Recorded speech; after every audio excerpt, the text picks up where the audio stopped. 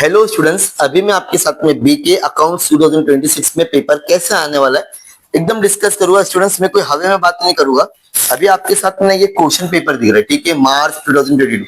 ऐसा हमारे पास में ना कहां से कहां तक का पेपर है पहले वो देख लो। और हम लोग हवा में बात करने वाले मुझसे नहीं है स्टूडेंट्स। मैं डायरेक्टली आपको बताऊंगा कि आने वाला है अक्टूबर 2021 से लेके, ठीक है, 21 से लेके मतलब 2021 जो नया सिलेबस आया था जुलाई 2005, मतलब टोटल 9 पेपर को एनालाइज करके हम लोग ने बताया है। और उसका एक पेपर पैटर्न फिक्स है स्टूडेंट्स, कैसे क्या करना है करके।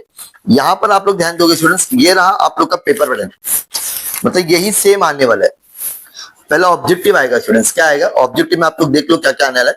ऐसे 4 ऑब्जेक्टिव आएंगे, कितना आएगा इसमें से कुछ भी आएगा।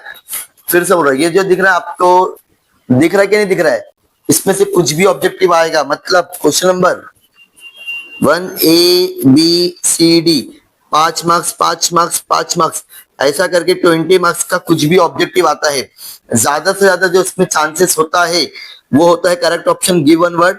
ये दो तो 100% मिलेगा आप लोगों को। और किस्मत खराब रही तो आपको आ जाएगा कैलकुलेशन वाला पार्ट, किस्मत खराब रही तो। और ट्रू और फॉल्स इजी है, कर सकते हो। फाइंड आउट में भी इजी है, कर सकते हो।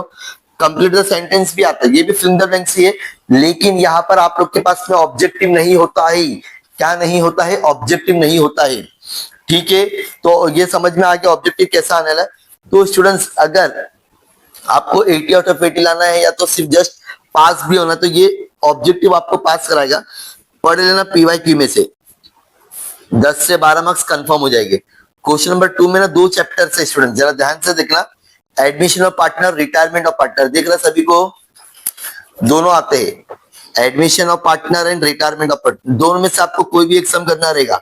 अब इसके कौन से टाइप के क्वेश्चन पूछते हैं, या तो फिर आपको बोले लेजर बनाने के लिए, या तो फिर जर्नल एंट्री। दोनों का सेम है। सर कैसा होता है जरा बताओ, लेजर कैसा होता है। फॉर एग्जाम्पल ये रहा आप लोग का 2021 का पेपर, ठीक है। तो ये रहा आप लोग का, देखो इसको लेजर बोलते हैं स्टूडेंट्स, क्या बोलते हैं? लेजर, ठीक है, इसको लेजर बोलते हैं। और ये भी लेजर ही तुम्हारा। और जर्नल एंट्री क्या रहेगा, क्वेश्चन में क्लियरली लिखा हुआ रहेगा जर्नल एंट्री। क्या लिखा रहता है, एक क्वेश्चन में दिखा देता हूँ। और बहुत रेयरली आता है जर्नल एंट्री वाला सम, तो किस्मत खराब रहेगी तो जर्नल एंट्री आ जाता है, याद रखने का। सिर्फ 1 या 2 बार ही अभी तक ऐसा पेपर आया है जिसमें आपको जर्नल एंट्री पूछा गया है। अदरवाइज आपको लेजर ही पूछेगा। आपको दिखा देता हूँ, एक पेपर में आया था जर्नल एंट्री, इसके लिए 2024 के पेपर में आया था। ये देखो दिखा, जर्नल एंट्री एडमिशन का सम है, ठीक है। लेकिन मोस्टली आपको क्या क्या बोलते हैं, लेजर मतलब revaluation account, partners capital account, balance sheet, ये तो बनाना ही है। और वर्किंग नोट में आपको बनाना पड़ता है गुडविल। क्या बनाना पड़ता है? गुडविल अकाउंट, और एक बैंक अकाउंट भी बनाना पड़ता है। समझ में आ गया? ये 2 क्वेश्चन आने वाले हैं एडमिशन और रिटायरमेंट के, 2 में से एक। अब क्वेश्चन नंबर 3 में आपको आता है डिसोल्यूशन ऑफ पार्टनरशिप फॉर्म और बिल्स ऑफ एक्सचेंज। ये 2 चैप्टर आते हैं कंफर्म। डिसोल्यूशन में आपको 2 टाइप के क्वेश्चन पूछता है। पहला वही लेजर, लेजर में वही बोलेगा आपको रियलाइजेशन अकाउंट बनाने के लिए बोलेगा, बैंक अकाउंट बनाने के लिए बोलेगा। ये 2 अकाउंट बनाने बोलता है। उसके बाद में आता है तुम्हारा एक और, इसमें बनता है पार्टनर्स कैपिटल अकाउंट। ये 3 अकाउंट बनाना पड़ता है। या कभी कभी जर्नल एंट्री इसमें भी क्वेश्चन पूछा जाता है। और बिल्स ऑफ एक्सचेंज में तो 100% जर्नल एंट्री आता है। और कभी कभी ड्रॉवी का लेजर बोलता बनाने के लिए, इसका ड्रॉवी का। यहां पर भी 2 में से आपको कोई एक ही करना रहेगा। अब एक ही बार 2021 के पेपर में क्या होता ना, बिल्स ऑफ एक्सचेंज यहाँ आ गया था, रिटायरमेंट यहाँ आ गया था।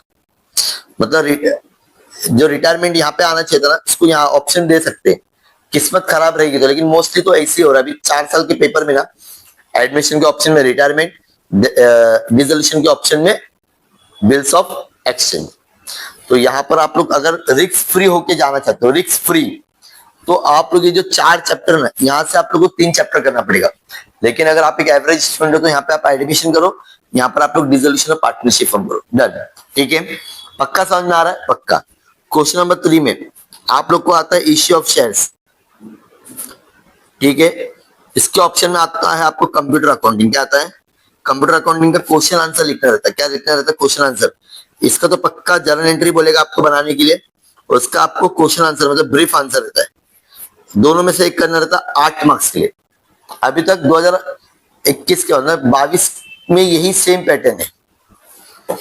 क्वेश्चन नंबर 4 सेम, अच्छा सॉरी ये क्वेश्चन नंबर 4 है, सॉरी यार, ये क्वेश्चन नंबर 5। यहां पर आपको 2 चैप्टर बोलता है डेथ ऑफ पार्टनर,